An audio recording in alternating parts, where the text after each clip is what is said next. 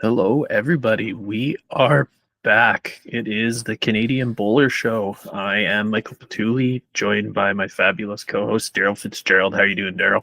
I'm doing good. Uh, I'm not used to it still being sunny at this time, so that's a change. But that means it's bowl season, so I'm pumped. Yeah, right around the corner here in Canada. I think next week is when I actually get to throw my first bowls. So we'll see how that goes. It's usually some pretty heavy grades to start out the year, but I guess it's better than nothing, right? Absolutely. I know we had our AGM this past weekend at our club. A few people were out there rolling. It looked heavy, so I didn't partake. But I'm looking forward to over the next couple weeks getting out there and rolling and getting ready for the season. It's coming fast. Yeah, I think I'd seen the first tournament in Ontario was probably last weekend there for you guys. So It was, yeah. def- definitely a little jealous, but I know soon enough it'll start to be everyone's turn. Just give it a couple more weeks. So, since we are here, got a few different plugs to do. If you are here, please do hit the like, comment, subscribe buttons. We do appreciate all of the interactions we can get. Any support you give us is immensely important to us. So please do hit those buttons if you can. If you're not able to catch the show live, we are on YouTube within the day, so you'd be able to check the show out after the fact. If you're a podcaster, we are on all major podcasting platforms, and it's usually within the week of the show. We are on all of those major podcasting platforms. And previous shows, we announced our new sponsorship with Bulls in Canada. So once again, wanted to send a shout out to Bulls in Canada for their support of the show and of the upcoming Canadian Bowler Open. We are very excited to partner with Bulls in Canada. They are a top end Bulls distributor for North America. They have Henselite products. So if you do need any sort of Henselite bowls, measures, toucher, spray, whatever the heck you need, Bulls in Canada can hook you up. So check out their website. They have plenty of product, and just in some conversations we've had with them recently, lots more product coming in, lots new bowls for their stock coming in. So if you are needing a new set of bowls to start out the year, definitely check out Bulls in Canada. They have plenty of bowls in stock at the current moment. So might as well jump into it, Daryl. We've had a few weeks between shows. We got some stuff to catch up on and some stuff to let everyone know about. Uh, just quickly, Andy Caldwell popping in the chat. We're actually gonna lead off with a story about you, Andy. So that's interesting. But he just says, "Hi guys, do you have a poster for your show? I could post in clubs in South Africa to try to get more followers." Uh, we don't, but I can whip one up for you to take on your way, and hopefully um, get more followers. That'd be really really cool. Could always use some out of country followers. So thanks, Andy. I appreciate that. Um, Start with the IBD championships. Throw this up there. So Andy is one of the people that'll be going to this, but the IBD physically disabled impaired world championships are going to be starting up really soon. The 18th of May to the 31st of May this year, and it's down in South Africa. So really, really exciting for the participants that we have going, and we have three. So as mentioned, we have Andy Caldwell, obviously the father of Luke Caldwell, one of the hosts of the show. We have Jack Smart from Alberta, and we have Louise McLean, actually from my club here in Kitchener, Ontario, and she will be going down with her director Leanne Franklin, who's also a member at our club. Awesome group of people going down there, and we also wanted to throw out a plug to support the team. They're looking for donations. It's not cheap to go down and play in a world championship. Flights, accommodation, food, you name it. So there is a link in the description to go and support our para bowlers as they make their trip down to South Africa. And I suggest you stay tuned. We'll try to post on our socials if there's any streaming, any news, and any updates on that. So um, really, really cool there. Any thoughts on that, Mike? No, like you've pretty much said it there. I'm excited to see those people get the opportunity to go play in a world championship. I know it's a bit of a developing thing in Canada, the pair bowls and sort of just the blind bowling. It's developing, and it's something that I hope to see more and more players taking up, and hopefully more and more players going to the world championships as the years go on. So good luck to all of them. I do hope they have a good experience there and take it all in, and maybe keep spreading it amongst the players in Canada, get other people interested, and sort of show that you do well at the Canadians. You obviously can potentially get your way to international events, which is obviously a pretty cool stepping stone type of thing. So And Andy saying that Bulls South Africa YouTube is possibly carrying, so just keep an eye out, and we'll try to post those links for you and share them around. Really exciting, something new for Canada, and like you said, hopefully it just continues to grow, and we see more and more people going for that. So really, really cool. So I guess we can move on to our next topic. So fairly recently, the World Bowls Indoor Championship did occur. So we had some Canadians in there, and well, we actually had some pretty good results from some Canadians in there. So, oh no, do you want to take this one, Daryl, or do you want me to? Yeah, I can take it. Go ahead. 2024 World Indoor Bulls Indoor Championship, played in Guernsey. You can see the name back there, Guernsey Bulls Stadium. So to start with the men's singles, Jason Greenslade, hometown favorite, took it down from Guernsey. Silver went to Izzat Shamir Zulkepe from Malaysia, and bronze was split between Shannon McElroy from New Zealand and Harry Goodwin from England. Four top tier bowlers there for sure. Women's singles, gold went to Nora Farah Abdullah from Malaysia. Silver went to Connie Rickson. Bronze was split between Natalie McWilliams from Scotland and our very own Linda Ng from Canada. Cool result there. And finally, in mixed pairs, I think they were playing the national anthem because that's an interesting picture that they have. But gold went to Australia. Ray Razor Pierce and Samantha Atkinson from Australia. Silver went to Harry Goodwin and Rebecca McMillan from England. And bronze was split between Izzat Shamir Zulkepe and Noor Farah Abdullah from Malaysia, and Mike McNorton and Linda Ng from Canada. Really cool. Mike, any thoughts on that? You just made me laugh when you commented on the mixed pairs photo, because that definitely looks like it's mid national anthem or something. Yeah. So they're definitely belting it out or doing something. So that was pretty funny to have. But yeah, very good results for the Canadians. So the indoor championships isn't something we necessarily associate Canadians with, just because we have the one official indoor in all of Canada. But obviously some pretty good results from Mike and Linda. Linda from BC bowls on that indoor a lot. So I'm not terribly surprised to see that she ended up playing very well in both events.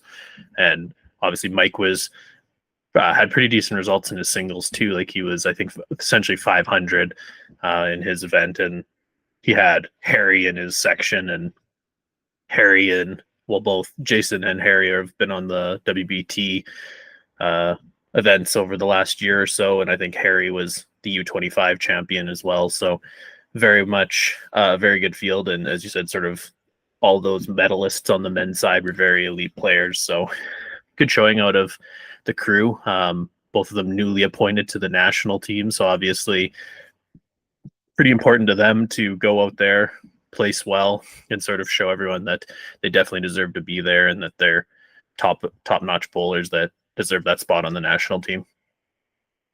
Yeah, caught a bunch of the streams. I know we were kind of going back and forth during the day, just saying, "Hey, did you see that Mike won? Did you see that Linda won? Did you see that the mixed pairs is in the semis? All that kind of stuff." So really exciting. I was following that. Uh, Obviously, Mike is from my club, so I was really, really interested to see how he was going to do. I've been excited that he got to the national team, and also excited that he was going to this event. Um, got a chance to catch up with him this weekend, and he said it was amazing. He obviously was disappointed that he didn't crack into the quarters in the singles. He was out by differential, but really cool experience. He said that Linda and him were fantastic as pairs.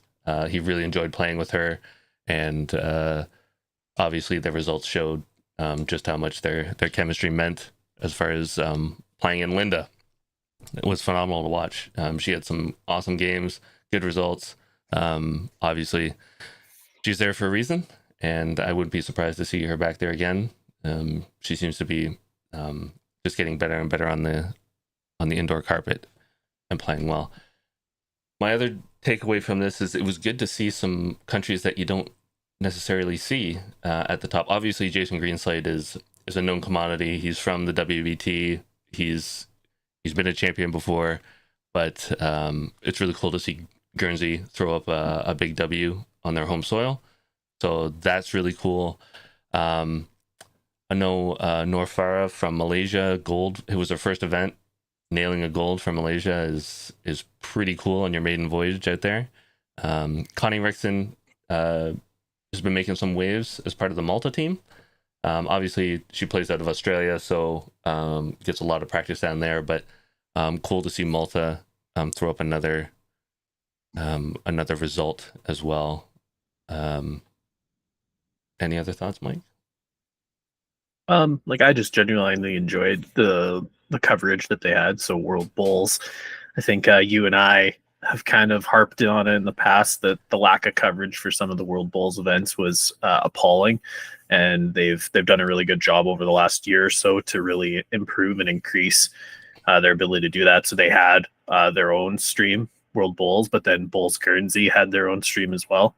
I think both of us didn't like the Guernsey stream because it had a quad cam going where it was very hard to follow the bowl, or it was made your eyes go cross-eyed or something like that if you watched it. But the fact that it was still there and you had essentially two different streams you could choose from was really nice. And then you could almost catch games that were beside the streams as well. So it was kind of easy to keep track of the Canadian games if they were playing on adjacent rinks or if you cared about another game. So yeah, I enjoyed the coverage and I enjoyed watching, keeping up with the results. I think me and you contemplated doing like a watch party for the mixed pairs, but then we realized it would have been at like 3 a.m. Yeah. our time, so neither of us wanted to have anything to do with that. So unfortunately, we didn't do it. But congrats to the Canadians, a very good showing out of them. Yeah, we'll look at doing some watch parties in the future. There's events that we can do that we can give some commentary on our own rather than what's being done live. And I have to agree with you that that quad cam was a disaster. I mean, I feel bad for them, but the comments were pretty awful right through. Every time the quad cam coverage came up, people did not like it. So note to self: do not do a quad cam stream for us. So that's off the table. At least somebody tested it. Derek Dillon in the chat. Their performance continues to enhance the reputation of Canadian bowls on the world scene, and can definitely agree with that. Obviously, we've been making some waves. We've been kind of putting some stamps out there as far as top Canadian players, and this just kind of continues that climb for us into the world rankings and getting some medals. Really cool. Definitely, very well said. I can't agree more with what Derek says there. Okay, so again, congrats to everyone who was in that event. But we can move on. We got some other info to pass along. Is what did we want to pivot to now? We've got some events being announced and whatnot. I'll throw up the Roarfest. page. Youth event going on at Calgary Lawn Bowling Club. And this is for all the youth ages 14 to 25. All the information is out there. We've got the link in the description below.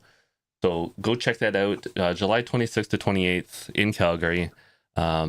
We will be throwing some sponsorship their way from Canadian Bowler, trying to make this event really enticing. We think that it's really important that the youth have an opportunity to play in something, and especially for those that are all kind of encompassing the under 25, which is now sort of a little gap in the programming for the national scene. So we're really proud to support them. We think it's a good event. It's the only new youth event out there that's kind of big and kind of exciting. There's a bunch of youth events kind of regionally that you see, but this is one that I think is worthwhile for those that want to play nationally.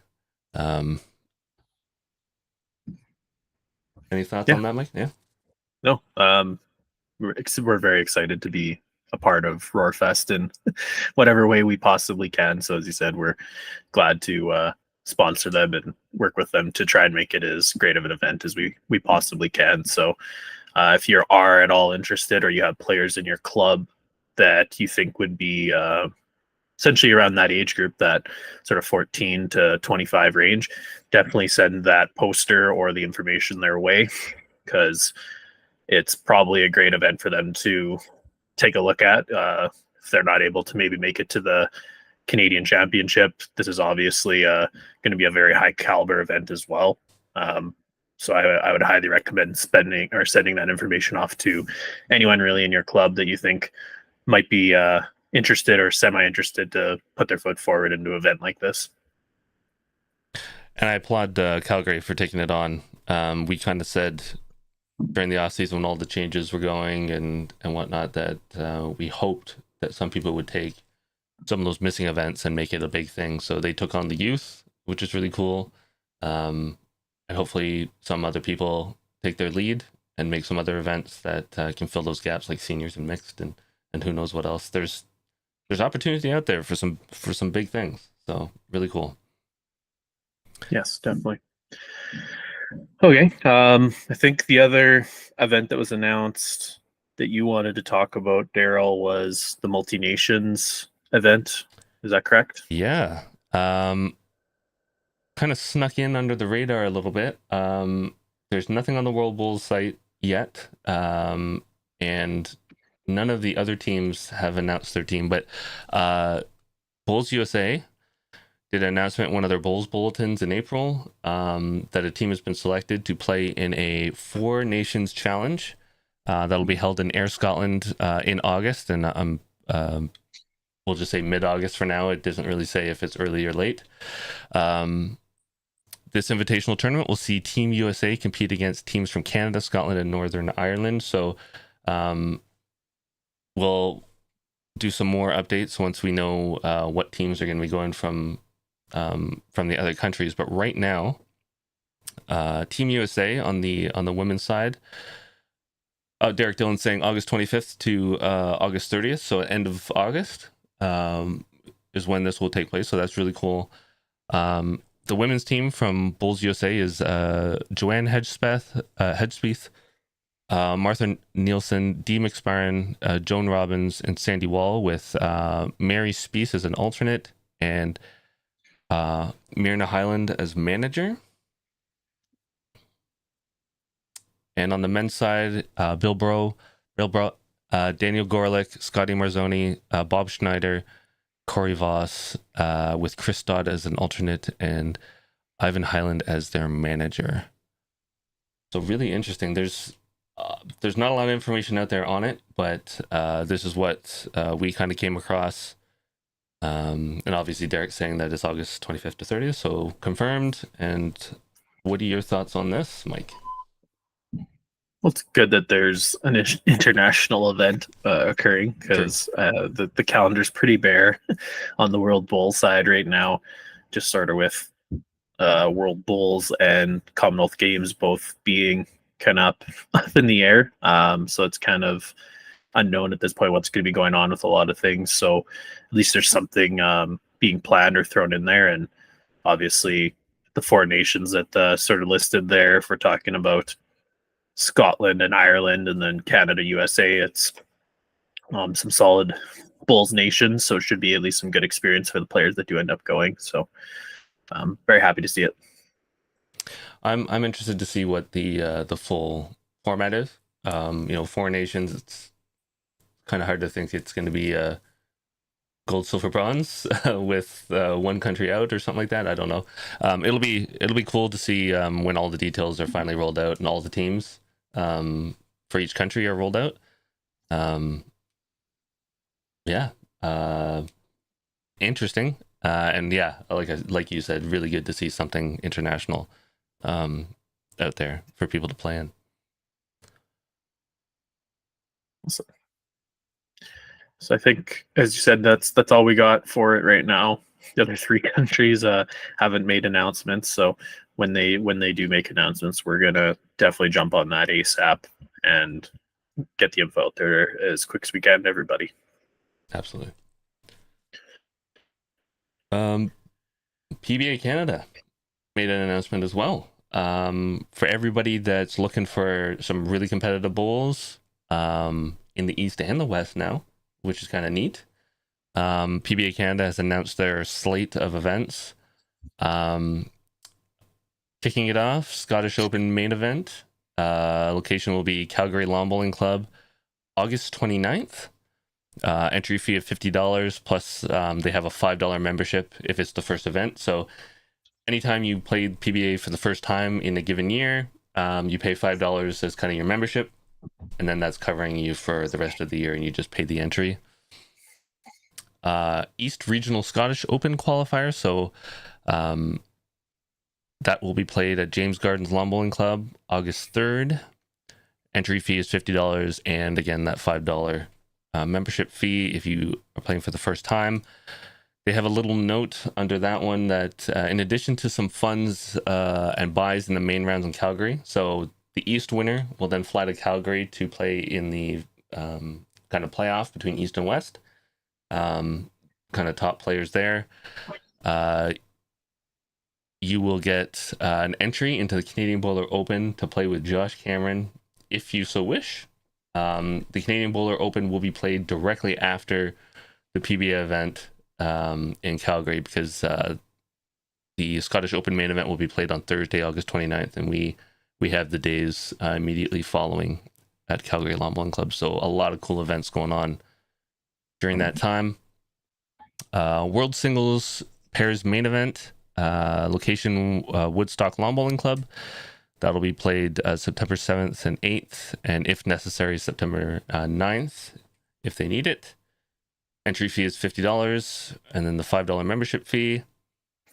And then they'll have a Western regional qualifier for the World Singles and Pairs, Calgary Lawn Bowling Club, and the date is currently TBA. They're hoping for early June, but they'll announce that hopefully soon. And that entry fee will be $50 as well. Thoughts on the PBA events, Mike? Well, very excited that PBA has finally gone west for the first time in really my competitive bowling life.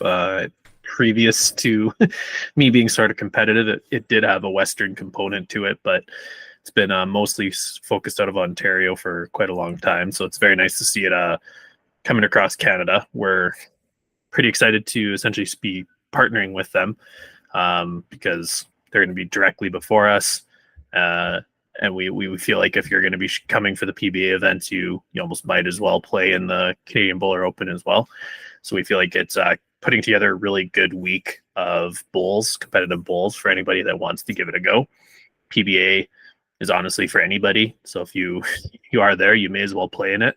It's a very good event. PBA in general, I know a lot of people speak very highly of it when they've either gone on internationally for it or just in general and they play it. So I've already got my entry in to the PBA event, so I'm very excited to finally partake in it, and might even look at going out there for the qualifier for the pairs. But or pairs and singles, but dependent on when they get that announcement out for the dates. I'm very excited. Just in general, I think it's going to be a nice thing to have it on one in the East, one in the West, if they keep doing that going forward, because I think you're probably going to be able to get a lot more membership across Canada, especially if you do split it on the East and the West side there. Yeah, and since we'll be out there getting ready for the Canadian Bowler Open, we will be attempting to stream the Scottish Open main event that's being played. So look for Canadian Bowler out there supporting the PBA, trying to get some of their stuff streamed and out there to the masses so you can see what's going on. Yeah, I guess I missed that there in my sort of little spiel I did where we actually are going to stream that event as much as we can. So you can look forward to having the actual qualifier streamed from Calgary. To what capacity that'll be, because it's kind of going to be, well, if I'm playing in it, there may not be all the hands on deck type of a thing, but we'll at least have the stream going, and anyone that is interested can definitely check it out and watch those qualifiers.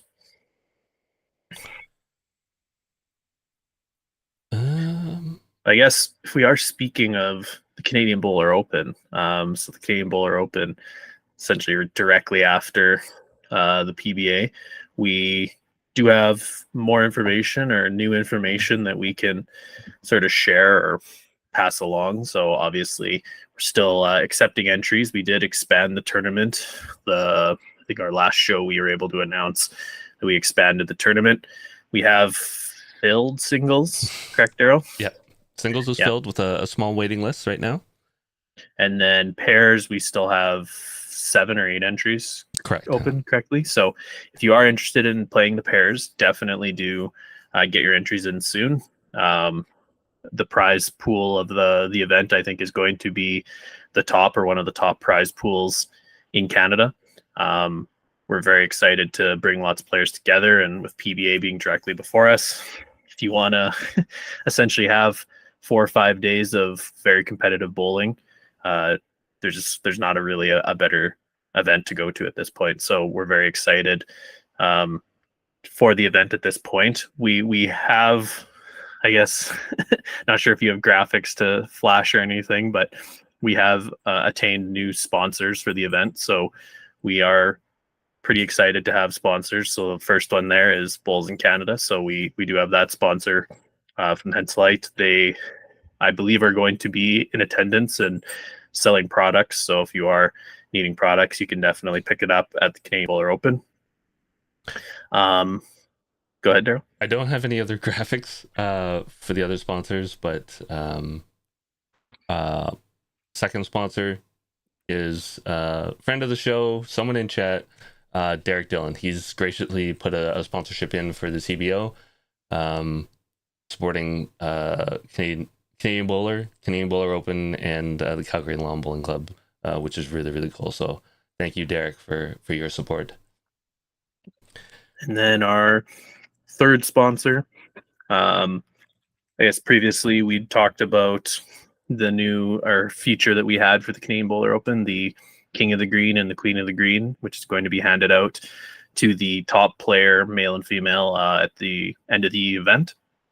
And we have a sponsor for that specific award. So Phoenix Championship of Bowls, Rob Gallipo out in Ontario, the terrific event there.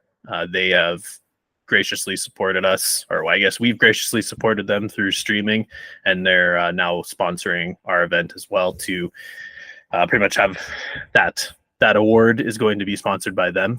So there'll be a $500 prize that we would be splitting between the male and female player of the tournament.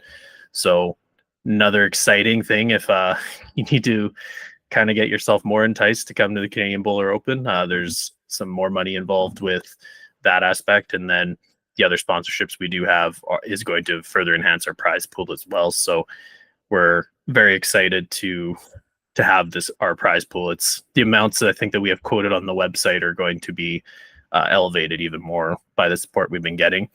We do anticipate, we've been chatting with some other people, that there will probably be some other ones coming as well. So we're very excited to be able to bring our tournament to life and then really have it be a massive success. And we're just itching to be September, I guess, or late August at this point. Yeah, I'm excited to get it going. This will be our first trial run of it. Hopefully, everybody enjoys it. Things go really well, and bigger and better things for the year to come. So, really, great support from everybody. We thank everybody that's helped us so far, and we continue to try to make it grow. So, really, really cool, and it'll be really exciting once we do finally get to kick it off. These months are going to go by really slow now. I know it. So we did mention Phoenix Championship of Bowls. They did announce today their schedule, or I guess their event. So what they're going to be doing this year. So it's going to be one event this year. It's going to be at the James Gardens Lawn Bowling Club, September 14th. So I believe their entries were live as of today, is what I was reading. So if you're interested in that event, it's a take on the UBC format. Very high scoring. I played in it two summers ago now, I guess, when I went out to WOBA, and I really did enjoy it. So if you are interested or you want to play in a competitive event in mid-September there, definitely check it out. James Gardens just got their new surface this year. So check out the new surface, check out a great event in the Phoenix Bowls Championship. Yeah, and if you want to go check it out, phoenixbowls.com. As Mike said, registrations are live. So all the information is on the website. Go check it out. We'll remind people again in future shows, but just keep that in mind. It's a great event, really fun format, something brand new. So if you're brand new to it, you'll have to rack your brain a little bit at the beginning, but once you get used to it, it's not so bad. Yeah, and I guess I'll just do one more thank you to the sponsors that we have had. So Derek, thank you very much for the support. We're very appreciative of all the support we're getting, and again, Rob and Bulls in Canada. We're very excited for the event and all the support we're getting, and looking forward to bringing you a very unique and high quality event in the near future here. So I think that was all of our major topics that we wanted to cover. Is that right, Daryl? Yeah, all the major news that we have so far, and the little bits and pieces that we could share. So yeah, I think we covered the list. Well, I'm going to throw you a little curveball, buddy. Ooh, look at that. Going off the script. You're just going to not know what to do with yourself now. Bye, everybody. Yeah. See you later. Daryl is signed out. So since it is the beginning of the season here in Canada, I know you've got a few different videos that we have on the channel, talk about sort of preparation, bowl season, everything like that.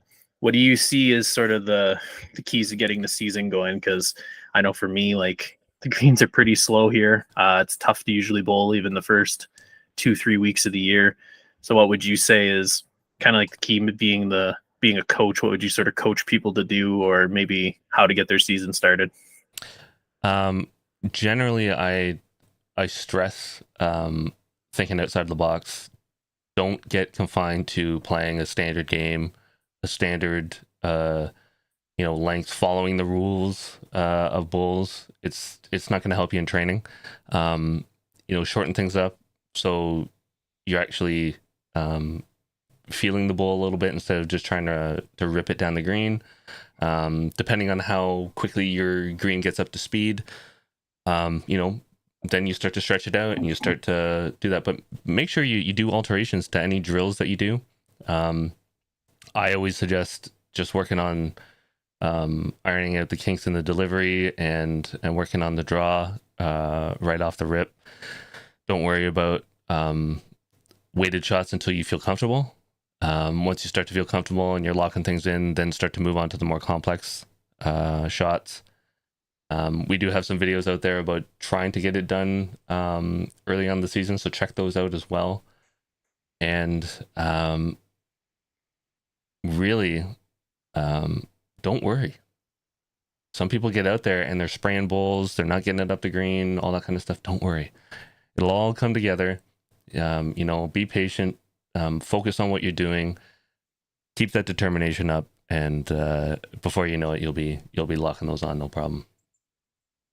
Yeah, I can't agree more with your statement of working out the kinks. I think for me, the first month is literally just essentially rolling bowls or playing to try and get my body back into that motion and feeling the step, the lunge, every part of it. It's I think it's a big part of the year is it's kind of almost like baseball players where they say they have to have 200 at bats or whatever before they're really back into it and they're able to swing at their full power, everything like that. I think bowls is a pretty similar type of thing where you probably have to get out there and you have to bowl maybe 5 or 10 times before you're really starting to feel it again or having that body motion, having that touch in your arm again. So it's probably important to get out there early. Might not be the funnest to get out there and play on slow greens, but I just said be creative, try out some different methods, lengths, things like that to keep it fun, keep it different. But then it is just about that motion, getting your body mechanics back into it. And realistically, give it about a month or not even a month, you're probably going to have your greens back up to your normal speed, or you're going to have your provincials starting around then, and you'll just be right back into it. Yeah, I mean, you'll be surprised just how better you get if you just go out there and practice some simple things. Don't overthink it. Just that KISS method, keep it simple. And yeah, it's just get rid of the worry. Just go out there, roll some bowls, have some fun, and things will slowly come together. You can get more technical and more complex and start to really work on strategy and tactics and all that kind of stuff down the road. But right off the bat, in most areas, greens are just going to be way too slow to really get any effectiveness out of it. You're just getting the kinks and the motion and the muscle memory and all that kind of stuff back in, so you feel comfortable. That's really the key. Yeah. Well, I think that about covers our coaching session that we wanted to have there. I felt like it was appropriate just because we are at the beginning of the year and Good stuff. Yeah. it's worthwhile at least mentioning. And as Daryl kind of said, and I kind of said, we do have videos on the channel. So if you are wanting to sort of look at different videos about the delivery, about assessing yourself, a couple other ones Daryl has, they're very good videos to watch if you want to sort of mentally prepare or maybe think of some ideas to how to get ready for the season. So definitely do check out our other videos. If you are here, please do hit the like, comment, subscribe buttons. Again, we really do appreciate all the support we are getting. As we already said, the Canadian Bowler Open, everything like that, all the support we're getting, we're super pumped up about. Anytime you do hit those buttons, it is going to help us make that event even bigger, even better.